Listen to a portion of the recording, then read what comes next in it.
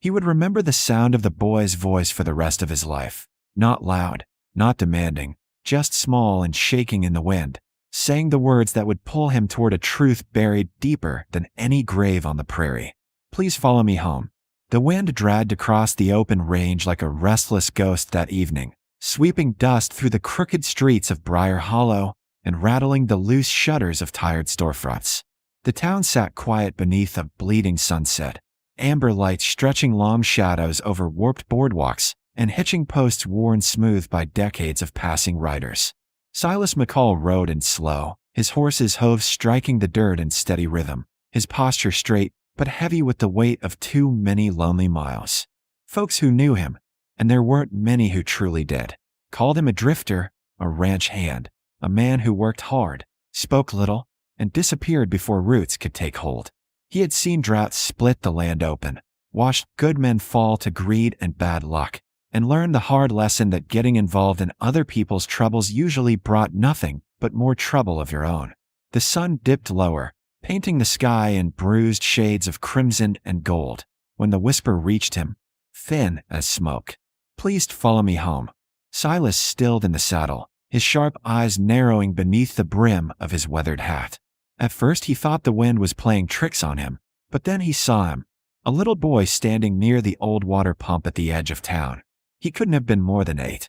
His shirt hung loose from narrow shoulders, one suspender strap slipping down his arm, knees scraped and dusty beneath frayed trousers that had once been brown, but now carried the faded color of hardship. Barely held together boots swallowed his small feet, and his sandy hair clung in tangled strands to a face streaked with tears he had likely tried hard to hide. But it was his eyes that stopped Silas cold, wide, glassy, and filled with a fear too large for someone so small. Silas had trained himself not to react to such things. The world was full of sorrow. You couldn't mend it all. Still, something about the way the boy stood there, not begging for coins, not asking for food, just asking for company, pressed against a place in Silas's chest he had boarded shut years ago. He swung one leg over and dismounted, boots hitting the earth with a dull thud, movements slow and deliberate so as not to spook the child. Up close, he could see the boy's hands trembling at his sides, knuckles white as though he had been clenching them for courage. "Where's your family, son?" Silas asked, voice low, steady, the way you'd speak to a frightened colt. The boy swallowed hard, glancing back toward the stretch of tall grass beyond the last building of Briar Hollow, as if expecting something, or someone, to emerge from it. "Please," he said again, softer now, like the word itself was breaking. "I'm scared to go back alone." There was more in that sentence than fear of darkness or coyotes. Silas had spent enough years reading men's faces to recognize the difference between simple worry and the kind of terror that grows in silence. The boy shifted his weight, wincing slightly, and Silas noticed the faint limp he tried to hide. No parent came running. No townsfolk stepped forward to claim him. A couple of men standing outside the saloon glanced their way, then looked quickly elsewhere, as if pretending not to see was easier than asking questions. That, more than anything, unsettled Silas. He studied the child for a long moment, fighting the old instinct to tip his hat, remount, and ride on. Getting tangled in other people's misfortunes had cost him dearly once before. He had lost a home that way, lost kin, lost a life he had believed would last forever. The memory flashed quick and unwelcome. A farmhouse porch, smoke rising where it shouldn't, promises he hadn't kept. He exhaled slowly, as though breathing out. The past might keep it from tightening its grip. "All right," he said at last, the words leaving him before he could reconsider. "You lead." The boy's shoulders sagged with fragile relief, but he didn't smile. Instead, he turned and started toward the open plains, small steps determined despite the slight drag of one foot. Silas took the reins of his horse and followed, each step carrying him farther from the safety of indifference and deeper into something he could not yet name. The sounds of town faded behind them, the distant clink of glass, the murmur of low voices, the creak of a swinging sign, replaced by the whisper of wind sliding through tall grass. The path they took was narrow and barely visible, as though few had reason to travel it. Dusk thickened, turning the world blue-gray, and the first evening star flickered overhead. Silas watched the boy carefully, noting how he kept glancing ahead, never back, as if afraid hesitation might steal what little courage he had left. "What's your name?" Silas asked after a while. The boy hesitated, then answered, "Eli." Just that. No last name offered. Silas nodded, sensing the unspoken caution. Trust was a fragile thing out here. They walked on, the prairie stretching endless on either side, until the outline of a small cabin began to rise from the sea of grass, isolated and dark against the dying light. Even from a distance, something about it felt abandoned by hope. No smoke from the chimney, no lantern glow in the window, just a silent structure weathered by seasons that showed no mercy. Eli slowed as they approached, his breathing quickening, fingers curling into the fabric of his shirt. He stopped several paces from the door, as though crossing the final stretch required strength he had nearly spent. Silas felt the air change, heavy, still, expectant, and though he had faced stampedes, bar fights, and gun barrels without flinching, a quiet unease settled over him now. The boy looked up at him, eyes shimmering in the last thread of daylight.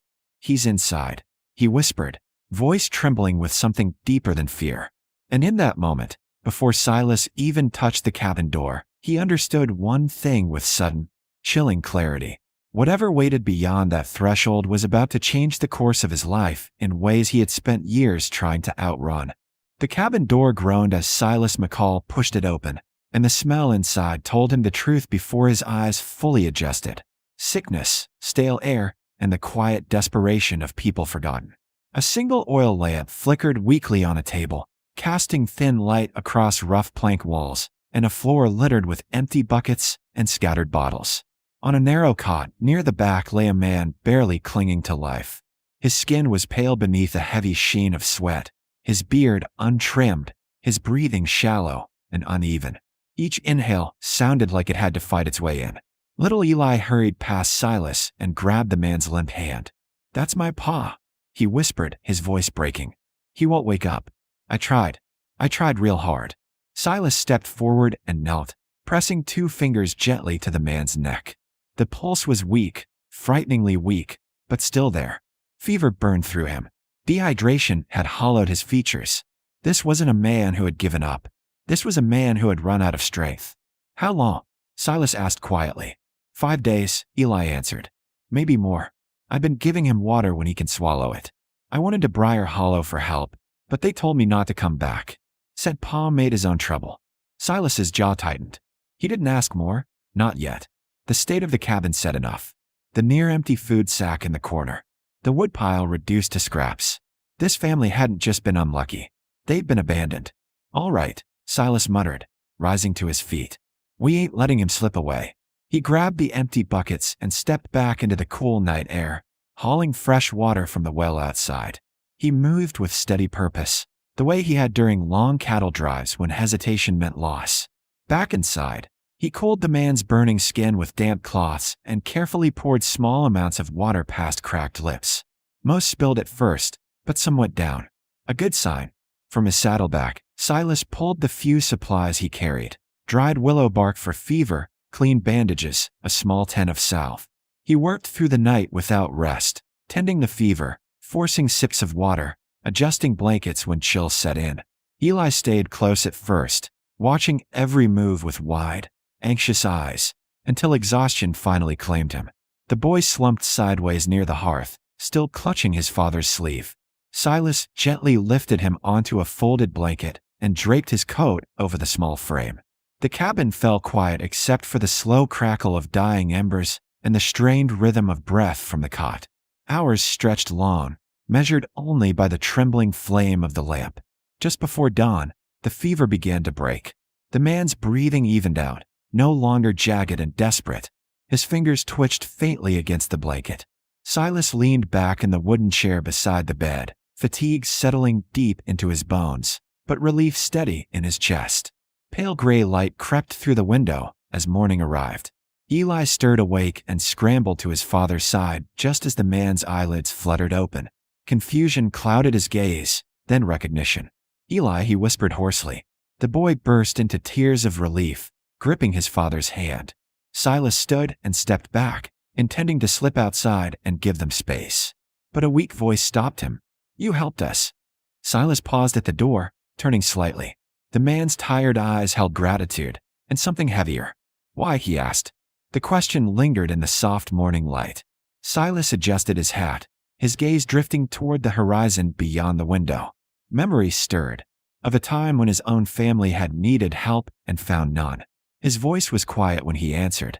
"Because once," he said, "nobody did."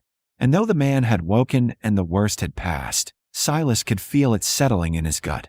Whatever had left this family alone out here in the first place was still waiting beyond those cabin walls. By the time strength returned to the man's voice, the truth followed close behind it, and it hit Silas harder than the sickness ever could. Eli's father, whose name was Daniel Harper, had once owned a modest stretch of grazing land just outside Briar Hollow.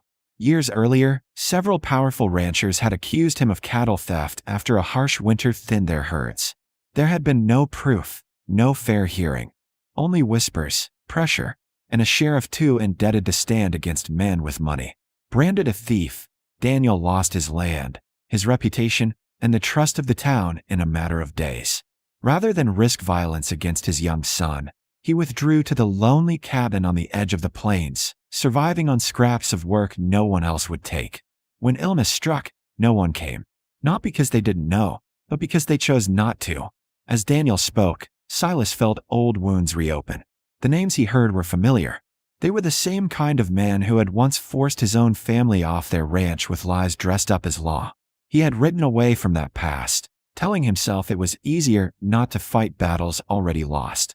But standing in that small cabin, watching Eli cling to the only parent he had left, something shifted for good. This time, he wouldn't ride on. In the weeks that followed, Silas returned to Briar Hollow with quiet determination. He spoke to honest ranch hands, uncovered ledger books that didn't add up, and found men who were tired of bowing their heads. Truth, once uncovered, spread fast. The false accusations against Daniel unraveled, and the power of those who had ruled through fear began to crumble. By season's end, Daniel's name was cleared. The cabin that once felt like a place of exile slowly became a home again, its roof repaired, its hearth burning warm. But the greatest change wasn't in the town, it was in Silas.